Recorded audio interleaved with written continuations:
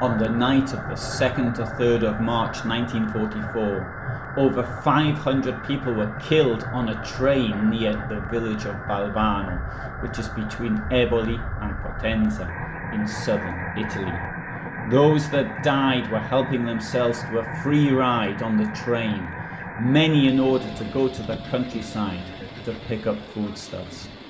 Carbon monoxide poisoning was the silent killer.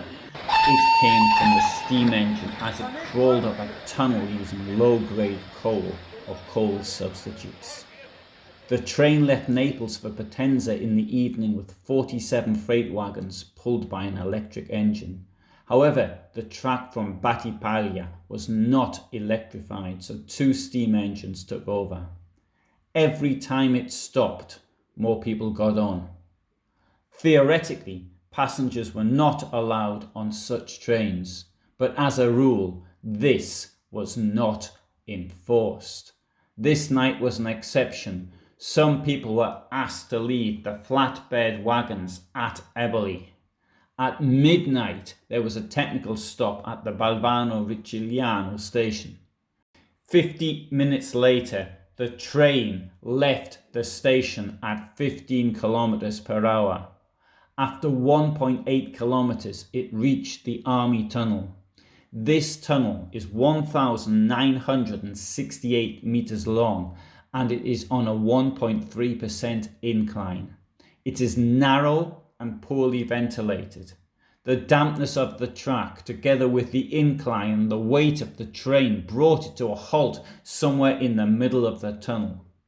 Another train had just passed through, and even as it entered the tunnel was full of smoke. As the engine struggled to move, it produced even more carbon monoxide laden smoke. It could be that many of the stowaways did not realize what was happening. It was wet outside. They were possibly glad to be out of the rain, and it was dark between 1 and 2 in the morning. Being tired is natural. Not realizing that they were being poisoned, they would have had just drifted off to sleep. But they did not wake up. Those that survived were mainly in the rear wagons, and they were closer to the fresh air at the bottom end of the tunnel.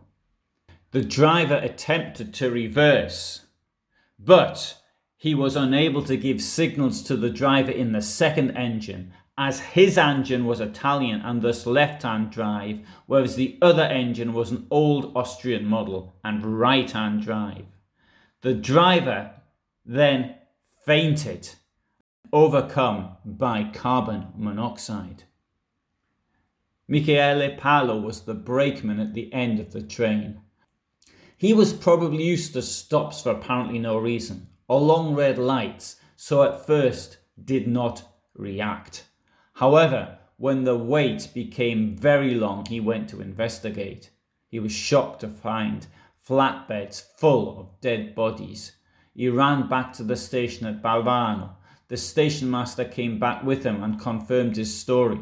A rescue train arrived at 05:25, but by then there were so many bodies on the track that it could not move forward. At 08:40, a second rescue team arrived, which hauled the train back to the station.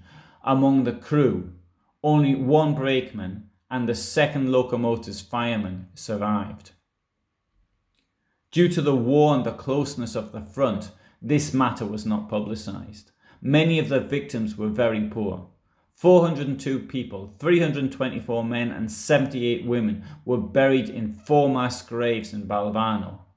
Only the train staff received a traditional burial with a service. This was caused by a perfect storm of factors. The war, which meant that there was not better coal available and had caused food shortages in many areas. The weather, the rain, the dense fog, which had caused the wheels to slip. Other problems were long-standing, the poor ventilation going back to when the tunnel was constructed, and the fact that the train was a double header instead of a push-pull configuration. Furthermore, there was no reaction from the staff at stations down the line, as they were so used to delays that they did not give it a second thought. The Italian state railways did not accept responsibility because it was taking its instructions from the Allied command, who had recently liberated this part of Italy. Therefore, the Italian railways could not alter the composition of the train, even if it had wanted to. However, it is worth pointing it out that there were only 2 passenger trains per week running on this line, thus encouraging stowaways. So how many people died? The highest number I know of is the 626 quoted in the book Balvano 1944, Indagine su un disastro rimosso. The initial total given by the Italian government was 517. The publication Oggi on the 15th of March 1951 quoted 427. La Stampa, Corriere della Sera, and Il Giornale d'Italia quoted 500, and La Gazzetta del Mezzogiorno quoted 509, 408 men, and 101 women, whilst Il Gazzettino said 549, 472 men, and 77 women.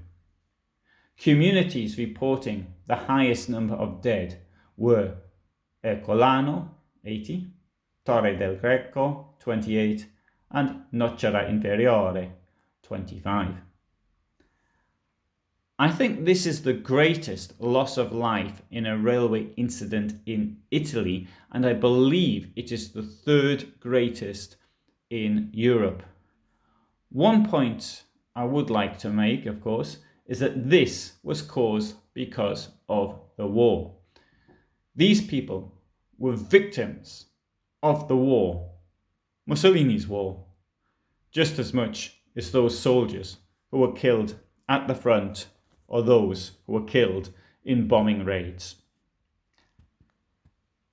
If you found that interesting, then you might want to subscribe. I publish videos at 8 o'clock in the evening, Central European time, every Friday, and often post videos outside of this time as well. Thanks for listening.